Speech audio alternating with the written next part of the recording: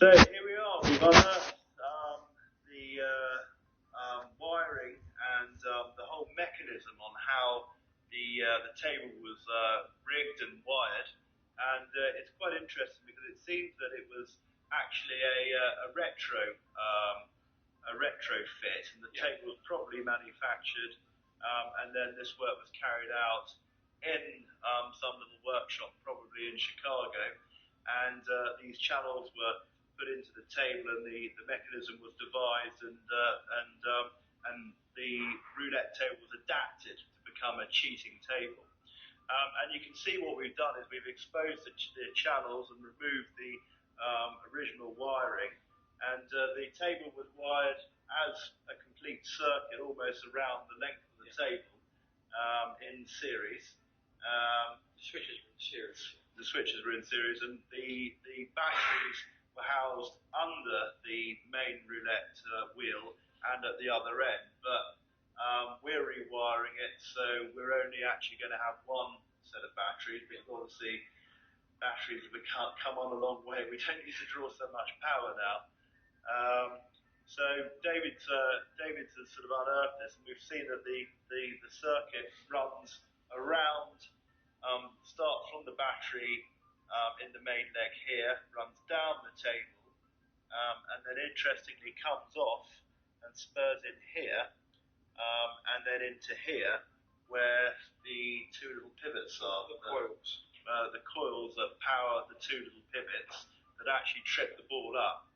The circuit then comes around to this point here, where we have our first button, and this effectively makes a circuit, or makes a circuit, and then that powers the two pivots that pop out, which in effect trip up the ball when the croupier is spinning the wheel. The second switch that the croupier has access to is here, which is a pressure switch, which will just simply be under the cloth and activated like that.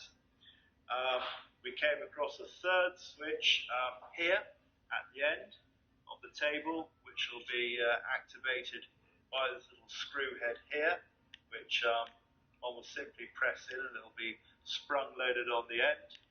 And then the fourth and final cheat button is here, which again will be under the cloth and activated on pressure. So there are 4 points that the croupier could effectively trip up the ball. And just to refresh our memory on this, that the ball travels around the inside track of the roulette wheel, and when the croupier activates one of these buttons, it's actually the little pivot comes out, a tiny pin pops out on the ball track and trips the ball up. So the croupier is able to control where the ball lands within some degree of margin into the numbers on the table corresponding to the bets where they're placed on the roulette table. Yeah. So I suppose the only other thing we can say is that, you know, this, as David's pointed out, that this is a complete live circuit, and then this part here slides in, which gives access to another two buttons. So in its basic form, it works here and here, and then the croupier has the addition of these 2 buttons here to trip up the ball.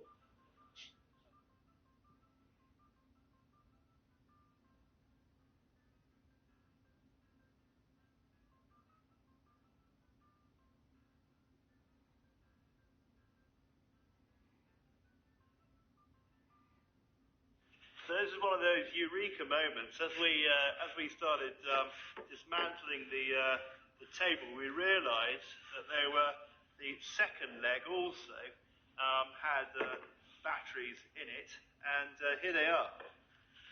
First time they've seen the light of day since the 1930s. We thought we'd get it on film to record the moment, but here they are.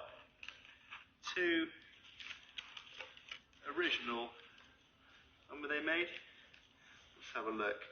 1929 the batteries were made, packed in with newspaper to